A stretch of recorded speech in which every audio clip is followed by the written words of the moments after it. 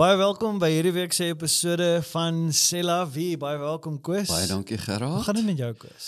Gerard, dit gaan met my goed. As ek hier sit en met 'n persoon gesels wat soveel insig in die lewe het en so inspirerend is en so nederig soos Koos, wat wil jy hê? Dit is wat ek wat wil jy hê? Vertrou nie hierdie is vir my iets duister aan die kom. Wat gaan jy aan? Koos, hè? Wat gaan jy aan? Gerard. Hoe lank sal ek jou verdra? Maar baie welkom vir jou, Koos. En baie welkom aan elkeen van julle. Ons het gister 'n nuwe reeks begin hier by Eden Gemeente wat genoem word Hoe om te voel wat jy voel soos Jesus dit voel. Nou Jesus kan ons help want hy het ook 'n binneste. En dit is so wonderlik as mens kyk na Jesus se lewe op aarde, die dinge wat hy gesê het, die dinge wat hy gedoen het, hoe dit ons help met ons emosies. En ons kan help met ons emosies. Want hy het dit vervolmaak. Gister, Koos, het jy in jou preek begin en jy het gesels oor Jesus se blydskap. En op 'n stadium toe lees jy daai gebed wat Jesus gebid het. Aan Johannes 17 vers 18. Maar nou kom ek na u toe. En ek spreek hierdie dinge in die wêreld, sodat hulle my blydskap volkome in hulle kan hê. Volledige blydskap. Nou, in ons mens wees, dit is daar hierdie ding, ons almal in Engels daai, soos hy fliek wat ook gemaak is, we're all on the pursuit of happiness. Ons wil net gelukkig wees, bly wees en net gelukkig. Ons wil nie 'n lewe met moeilik, ons wil net gelukkig wees. En dan aan Johannes 15, net voor hy hierdie gebed het, gebruik Jesus dieselfde woorde en dan gee hy vir ons amper 'n stukkie van die oplossing van dit. Hy sê, as julle in my bly en my woorde in julle, vra dan net wat julle wil hê en julle sal dit kry. My Vader word juis daardeur verheerlik dat julle baie vrugte dra en my disippels is. Soos die Vader my lief het, het ek julle ook lief. Julle moet in my liefde bly. As julle my opdragte uitvoer, sal julle in my liefde bly, net soos ek die opdragte van my Vader uitvoer en in sy liefde bly. Dit alles sê ek vir julle, sodat my blydskap in julle kan wees en julle blydskap volkome kan wees. Selfe woorde wat Jesus net later in daai gebed gaan gebruik. Nou, dis 'n sodat stelling. Ons kom nou net uit daai sodat reeks uit. Jesus sê iets, doen dit sodat dit kan gebeur.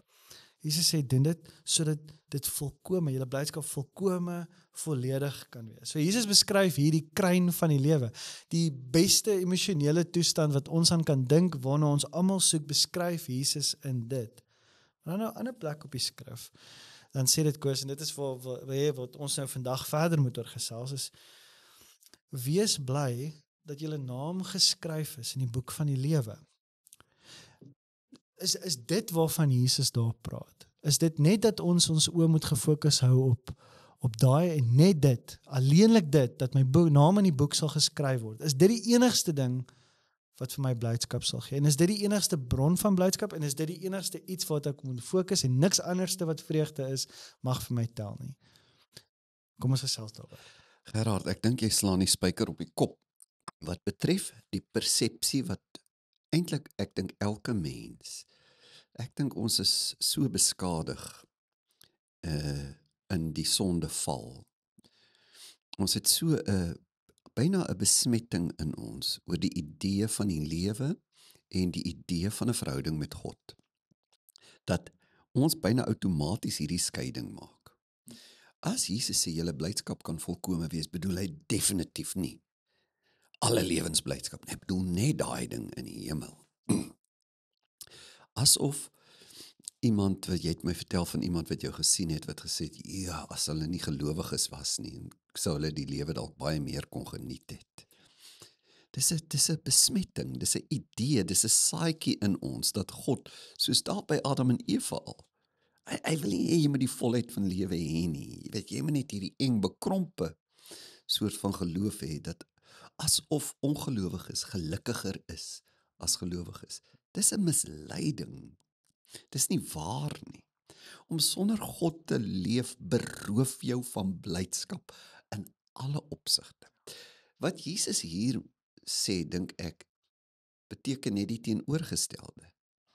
As jy die heel groot saak in jou lewe as die kern van die lewe sien, dat jy met my 'n verhouding sal hê wat tot in ewigheid duur, dan sal jy as jy dit die bron, die anker van jou blydskap maak en geen ander, selfs goeie ervaring van die lewe nie, dan beteken dit nie jy gaan die ander goeie ervarings van die lewe verloor nie. Dit beteken omdat jy hulle in 'n sin verloor, besit jy hulle vir ewig. Hulle is nie wat ek nodig het vir blydskap nie, ek het net U nodig. En dan sê hy, goed, omdat jy net my nodig het, sê so Salomo, ek vra nie 'n lang lewe nie, ek vra nie rykdom nie, ek vra nie dit nie en dat nie, ek vra net, gee my hierdie wysheid. Omdat jy die een ding gevra het wat nodig is vir 'n koning, gee ek jou nou sommer die ander goed ook. Jy kan nie by God enige iets wat sinvol of goed is, verloor nie.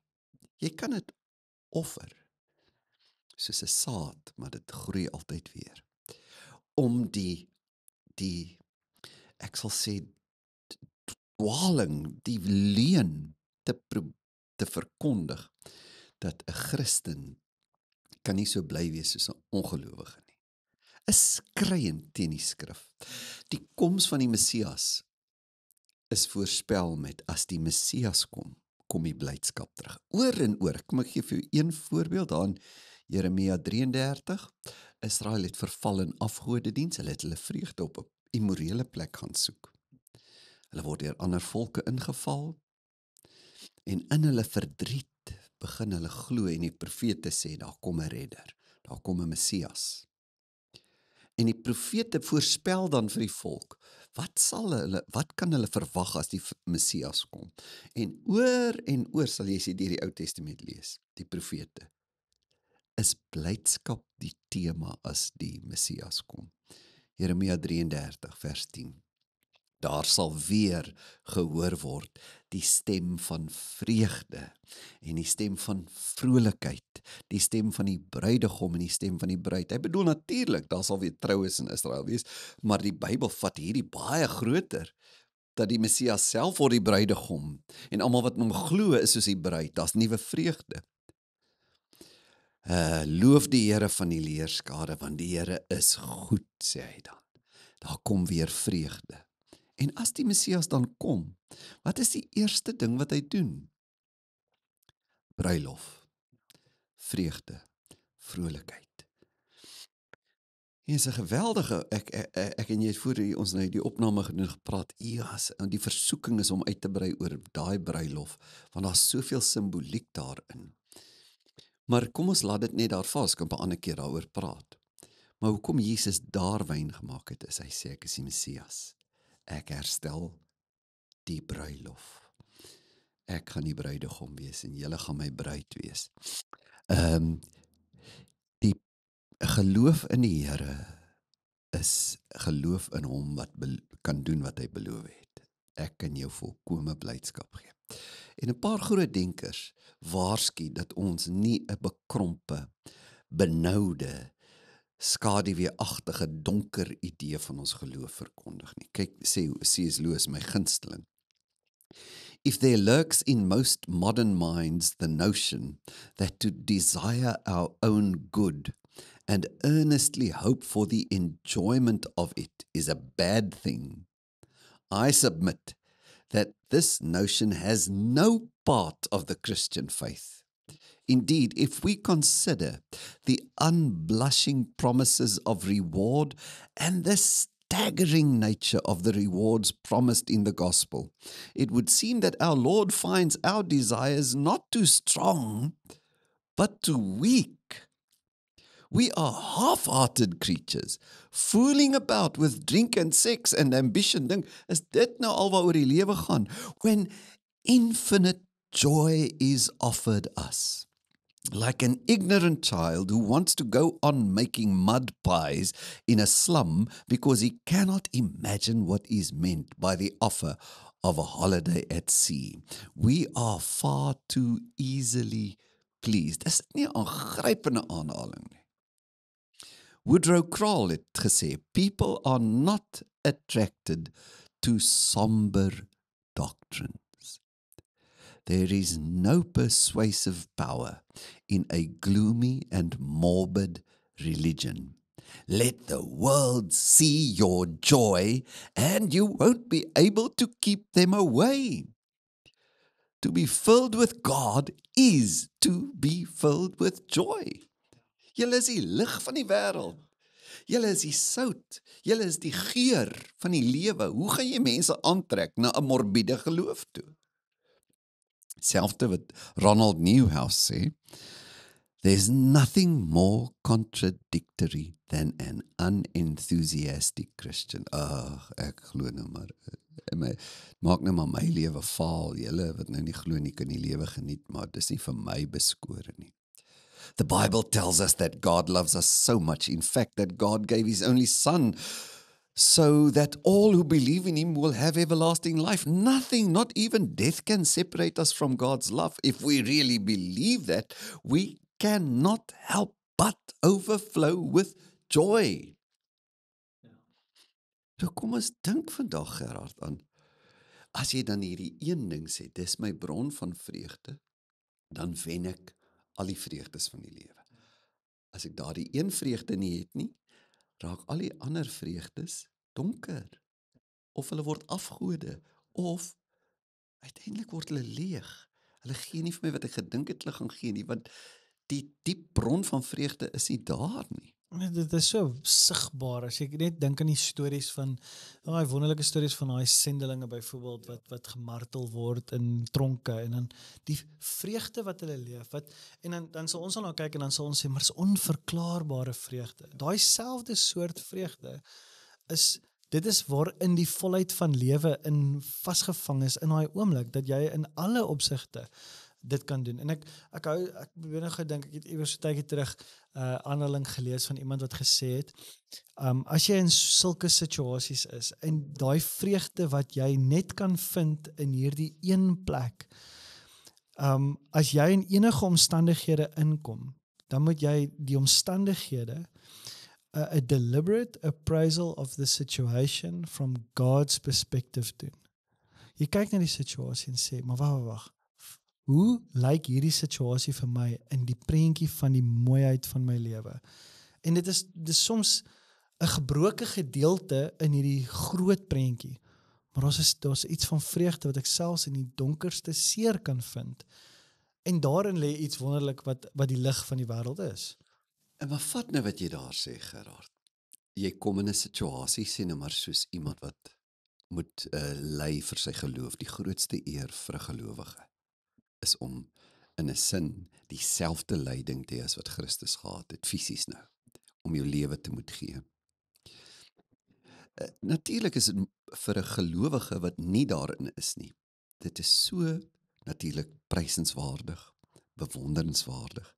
En jy kan jou kwaliek indink, dat sal ek nou gewone ou Kosie, as dit met my moes gebeur, nie in sak en as lê nie.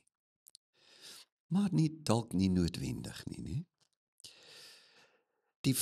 Wat daar gebeur, is dat in die appraisal, soos jy nou sê, die wat gaan hier aan, nou kry ek God se perspektief hierin. Nou wen die blydskap van God in daardie situasie. Maar dit geld nie net vir negatiewe situasies nie. Dit geld ook vir positiewe situasies. As ek nou nie in so 'n tyd of situasie leef dat ek gaan gemartel word vir my geloof nie, maar ek is 'n ryk man se seun. Ek erf 'n groot plaas. Ek is met 'n mooi vrou getroud. Ek het baie talente. Ek is baie populêr. Is presies dieselfde beginsel wat geld. As hierdie ding oorheers, dit is die rede vir my wese se toestand, dan is dit net soos 'n marteling. dan word die vreugdes van die lewe die goed wat my benadeel. Maar as ek sê, ek leef vir die Here, en dit is my situasie, ek is ontsettend dankbaar, en ek is vrygewig, en ek leer my kinders reg, en ek gebruik hierdie plaas tot eer van die Here, en my talente, dan heers die lig binne in my goeie situasie. Maar my goeie situasie, baie mense se goeie situasies, het hulle vernietig. Net soos die martelsituasie jou kan vernietig. En ek dink dis presies wat jy sê, en dit is juist waar ons grootste probleem lê, is in daai goeie situasies. Dis eintlik dis meeste van ons uitdaging. Maar die oplossing is nou nie, soos wat sommige teologie wat jy nou gesê het. Maar Christen behoort nie hierdie groot plaas te hê nie. En jy behoort nie hierdie goeie dinge te hê nie. En jy kan nie jou ryk vriende oornooi om ook te kom eet nie. Laat dit als, jy kan nie die lewe geniet nie. O nee, dit beteken net, niks word afgode nie. My pyn word nie 'n afgod wat my van God af wegvat nie. En ook nie my plesier nie. Maar wanneer ek God het, infekteer die ewige blydskap alle tydelike situasies. So nou raak dit iets anders. Here, U vat nie my persoonlikheid weg nie. U vat nie my lewenssituasie weg nie.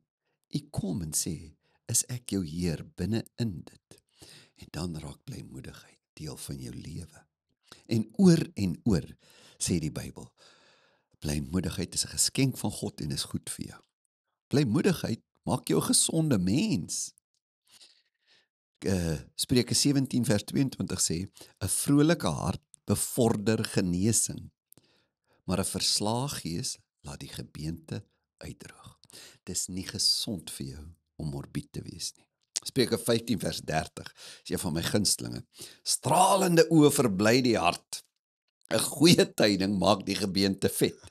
Ek voel ek het al 'n paar te veel goeie tydings gehad in die afgelope tyd. En nou dat jy so lag, nee, daar's navorsing oor lag. Ja, 7 minute lag, ja.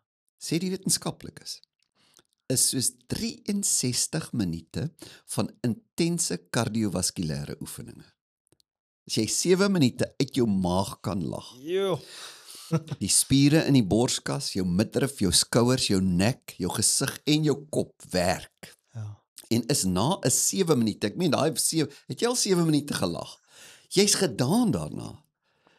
Is 'n baie goeie toestand van ontspanning. Dis amper iemand noem dit, dis om intern te gaan draf. Internal jogging. So dit is goed om 'n komedie te gaan kyk. Natuurlik. Een mediese kenner skryf vir pasiënte voor dat hulle humorprofiel moet vind en 'n humorbiblioteek of apteek moet opbou. Dis 'n mediese voorskrif. Gaan kyk watter dinge laat jou lag en maak seker jy het dit in die medisynekas van jou lewe. My kleinkinders laat my lag. As ek daar was en is dit nie, dan beter nie gereeld by hulle kom.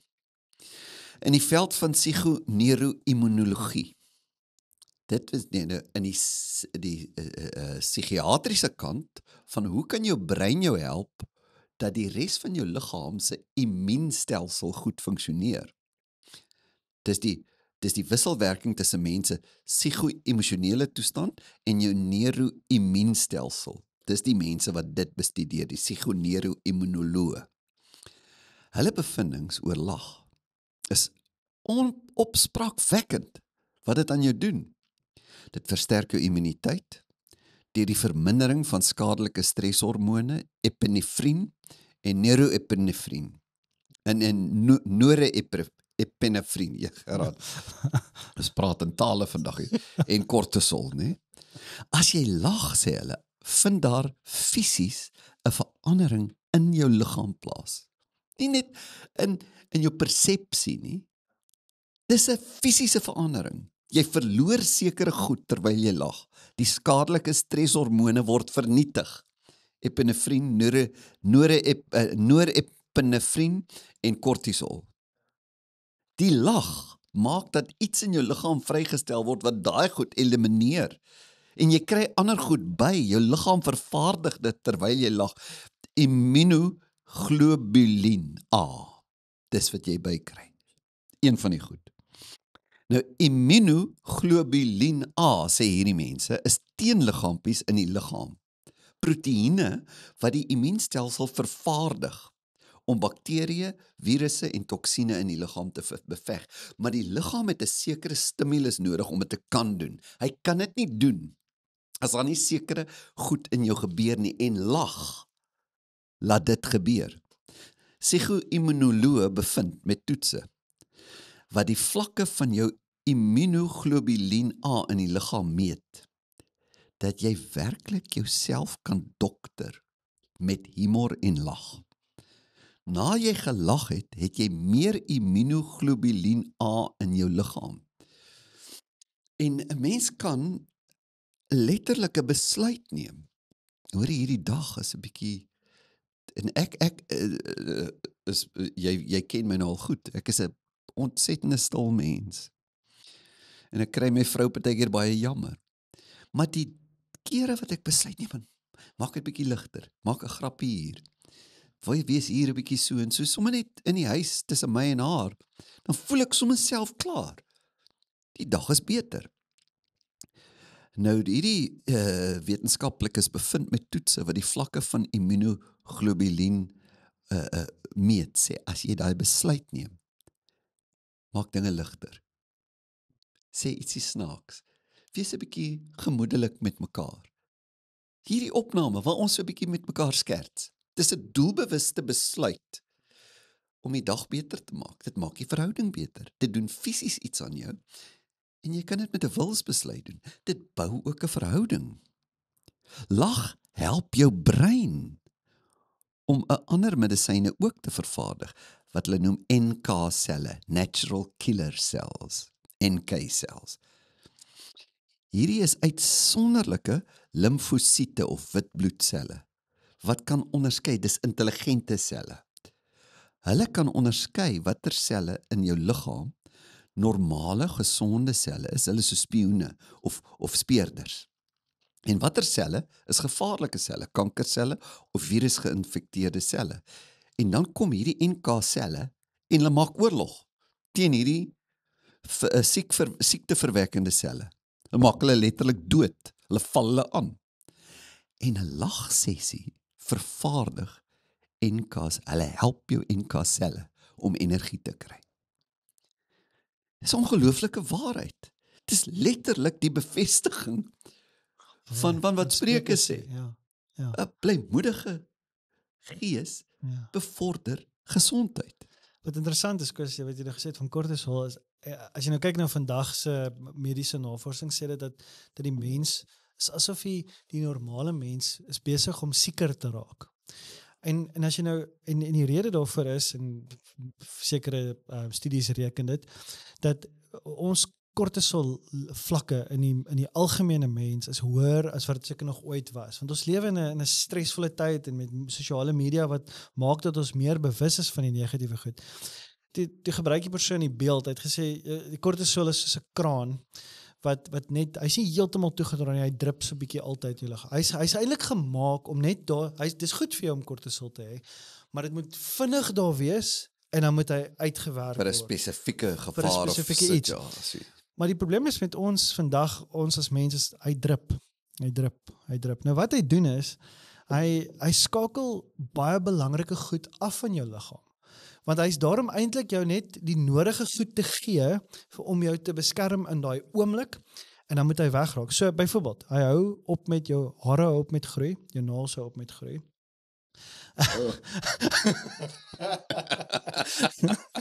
Ek voel nou groei nare en hy Ja, lag. kyk hoe groei dit.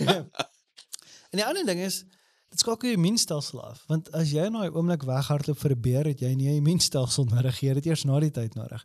So daarom skakel dit af. So hy sê toe die studie sê toe, die probleem met ons as mens vandag is, al ons funksies, die belangrike funksies in ons liggame is geïnhibeer omdat daar hierdie konstante drup van kortisol is. Nou, as jy sê lag, en dit is wat daai studie sê, kan dit teenwerk. Hy draai die kraantjie Hy draai toe. die kraan toe. Oefening doen dit ook. Ja, so jy gaan fisies gesonder raak.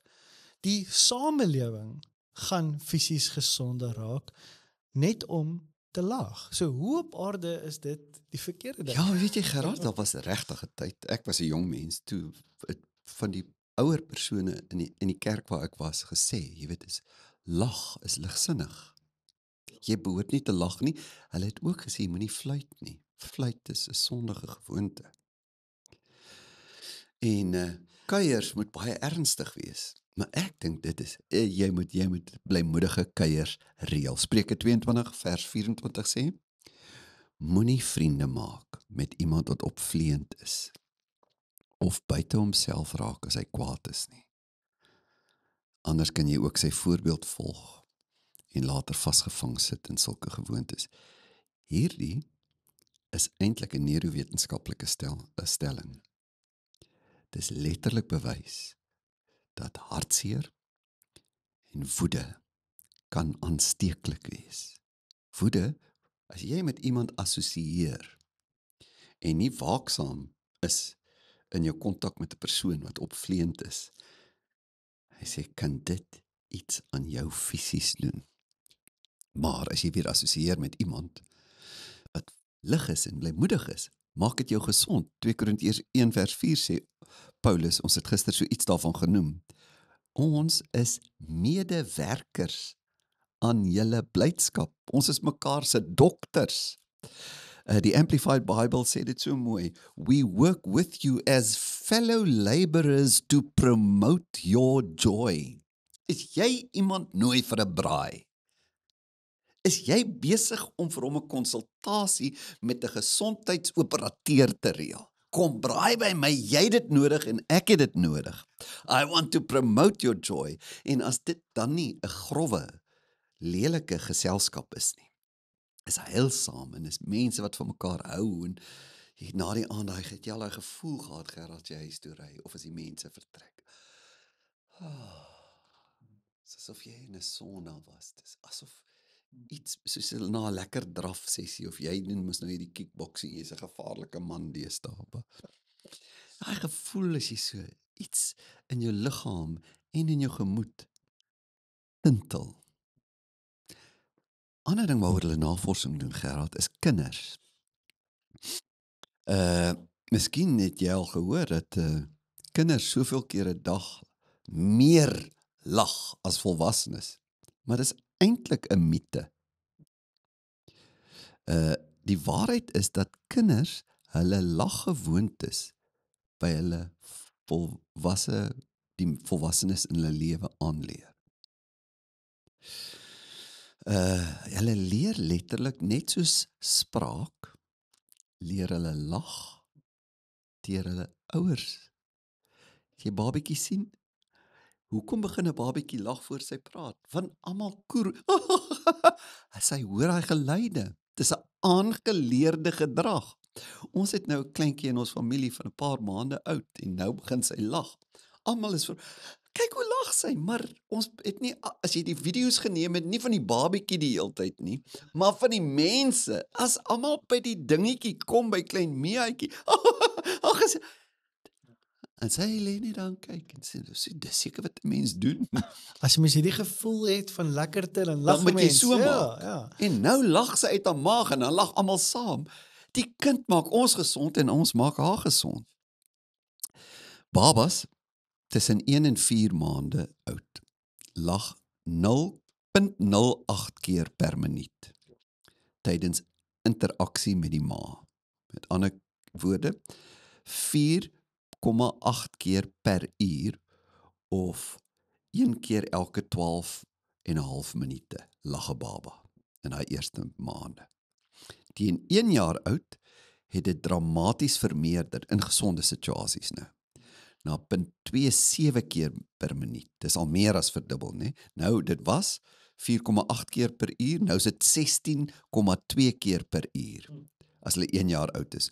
Of 1 keer elke 3,7 minute lag 'n 1 jaar oue kind in 'n gesonde situasie uit sy maag uit. Dit was 12 minute voorheen. En dan stabiliseer dit teen 2-jarige ouderdom tot so 0.30 keer per minuut, 18 keer per uur of 1 keer elke 3 en 1/3 minuut. Die navorsers reken, dis waarvoor jy ontwerp is, om 18 keer 'n uur te lag. As jy nou vir 3 ure somber was of hard gewerk het, dan het jy lagwerk om in te haal. Kan Jy ken net. dit. So dis, die navorsing sê, hoe meer die kind met die ma te doen het, hoe meer kere, in die begin, leer die kind lag by die ma, dan leer die ma weer lag by die kind. Jou kind moet jou 'n kind hou. Ons het ook 'n seentjie, 'n klein seentjie in die familie. My dogter se seentjie, Gustav, hy's 3 jaar oud. Gerard, verlede week het ek met 'n wond hier gesit, Ons het toe sy gesien. my gekrap het. Ons het gesien, Koos. Kan ek vir jou sê, 10 minute stoei met klein Gustav bly 'n week in my liggaam. Ek kan nie wag om hom net weer te sien nie, en ek wil nie een of ander diep gesprek met hom hê nie, regtig. Ek wil hom net gryp en hoor hoe lag hy, en hoe meer hy lag, en as ek hom so half boks en gryp, en hy storm my, en hy kan nie ophou, en ek kan nie ophou nie. Ek word net gehoor moeg as hy. So dis daardie interaksie.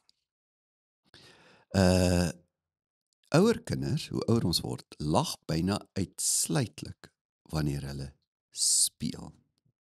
Interaksie met ander kinders of volwassenes wat met hulle speel en grappies maak. 'n Groot deel van jou taak as ouer is om doelbewus te sê, ek moet sorg dat my kind met my speel, en as ek nie met hom kan speel nie, dat hy met iemand anders speel en grappies maak. As 'n kind gereeld speel, dan lag hy teen 5-jarige ouderdom 7,7 keer per uur. 1 keer elke 7,79 minute. So hy het nou al bietjie minder begin lag. So nou moet jy dit doelbewus aanhelp.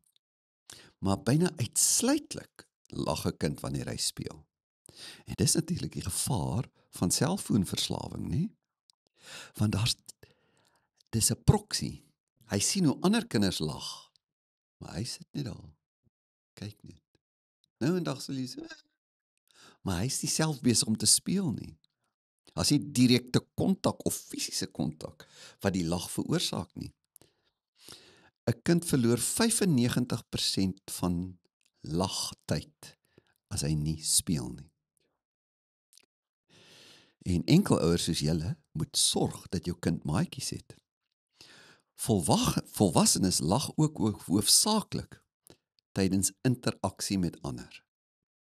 En daar's geen verskil tussen vriende of vreemdes nie. Menslike kontak, of selfs as jy op jou foon sien, jy kyk jy 'n ou tolla ding, lag uit jou maag uit, is goed vir jou. Mense 5,8 keer per 10 minute as jy interaksie met ander mense het. As jy nie interaksie het nie, bitter min. Maar as jy regtig kuier, sê die navorsing, en daar's 'n gemoedelikheid, lag jy 35 keer per uur. Het jy al agtergekom as jy na 'n regte kuier van buite af kyk? Dis die regte ding, maar wat gaan aan met hierdie mense? Soos dit daar in Handelinge sê, is hulle vol soetwyn.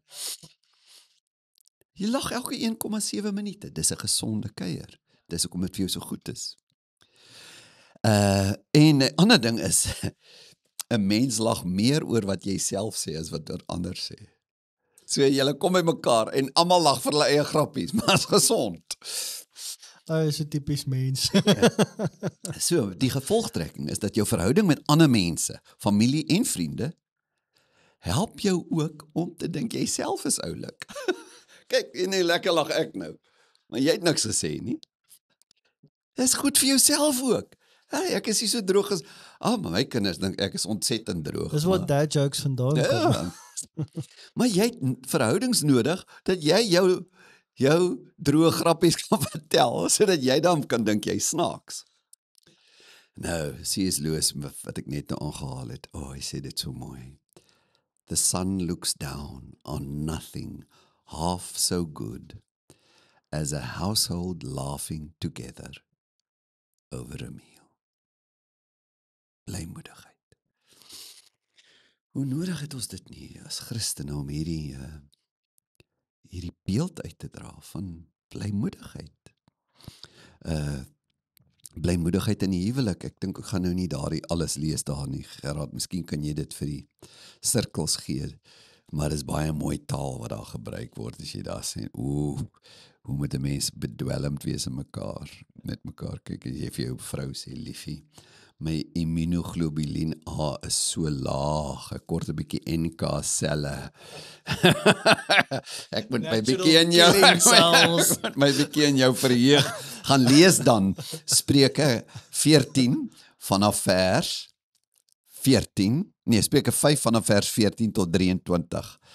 En dan kan julle 'n bietjie onderhandel daar, maar kom ons slaan dit oor. Maar die slotsom van vandag, Gerard, is dat as ons in die Here bly en in sy woorde,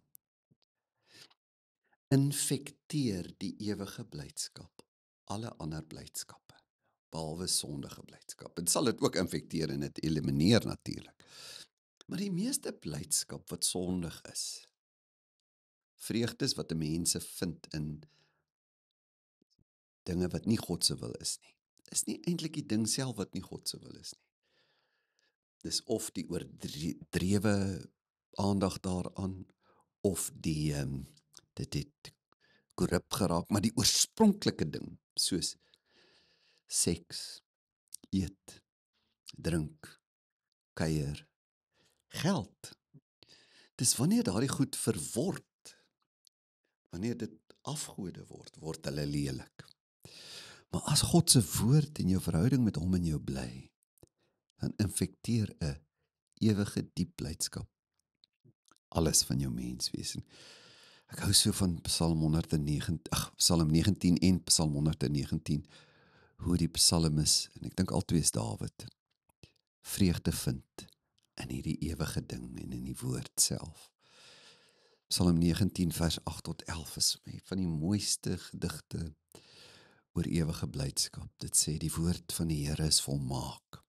Dit gee lewe. Die onderwysing van die Here is betroubaar. Dit gee wysheid aan die wat nog onervare is. Die bevele van die Here dui die regte koers aan. Dit bring blydskap. Ek gaan nie die res lees nie. Psalm 119 sê ook, ek is vrolik in die weg van u getuienisse, soos oor allerhande rykdomme. Ek verlustig my in u insettinge. Ek het nou so rukkie terug vir my 'n slegte week gehad. Alles het vir my so. En ek kyk 'n bietjie, ek en jy moet gereeld met die skrif sit. Maar dikwels is dit vir voorbereiding en soms trap 'n mens in die struik dat jy daar met 'n taak besig is. Meestal by my is dit nie so nie, maar soms is dit so. Ek betrap my, hierdie week het ek nie geleef in die skrifte nie. En my gemoed is half nie lekker nie, en ek besluit doelbewus laat ek eenkant gaan sit. En ek het my manier om met die Bybel te werk. Al vir jare is dit op 'n rekenaar deesdae. En ek kom agter, die ruk se sit. Hoekom voel ek nou anders? En daar opgestaan en met die Here gepraat en ek het later die dag 'n bietjie gaan draf en 'n bietjie. En skielik infekteer 'n ewige blydskap al die ander dinge waarmee 'n mens besig is. Hier's baie notas hier geraak en ek dink ons groepe kan gesels en sê, maar hoorie, hoe kan ons 'n blydskap voorskrif, 'n blydskap medisynekas, wat is goed vir my? Wat laat my voel in die aand? Ek het daai gevoel, die lewe is goed vir my. Ons het dit so nodig. Het is altyd belangrik om na die oordeelsdag toe te gaan, op die einde van so 'n vreugdevolle dag. En jy het gister iets ook begin lees in Deuteronomium 28, wat 'n verskriklike wonderlike deel is eintlik. Maar Maar die Talmud, wat 'n antieke Joodse wetboek is, het die volgende gesê. Hy gesê, a person will be called to account on Judgment Day for every permissible thing he or she might have enjoyed, but did not. Dis wyse woorde daai. So, en ek dink net, dit is die groot ding wat ek hiervan af wegvat, dat hierdie ware vreugde is 'n byproduk van iets anderste. Dit is ons groot probleem as mens. Ons soek dit. Ons soek net die vreugde. Ons soek nie dit wat eintlik die vreugde bring nie. En dis 'n byproduk van iets anderste. So as ons fokus skuif, dan verander dit die manier hoe ons die lewe geniet. So mag jy en mag ons die lewe geniet en mag dit die grootste gedeelte wees van ons getuienis na buite toe, dat kyk hoe lekker en hoe goed die lewe is, die volheid van lewe wat ons net by Jesus kan vind. So dis lekker. Koos, ek sal vandag bietjie gaan lag verder. Dit was lekker. Ek voel goed na hierdie gesprek. Ek het meeste gelag in 'n lang tyd. Mag jy 'n wonderlike week hê. Die notas is beskikbaar. Ons sal dit vir julle stuur en baie dankie dat julle by hierdie episode was. Die voorskrif is nou uitgeskryf, so ek hoop jy het 'n vreugdevolle, genotvolle nie lagwekkend. Is dit lagwekkend? 'n lekker lagdag hê en 'n lekker lagweek. Tot volgende week waar ons praat oor Jesus se hartseer. Moenie volgende Sondag misloop nie en dan sien ons mekaar weer hier by Selawee, selfde tyd, selfde plek. Totsiens.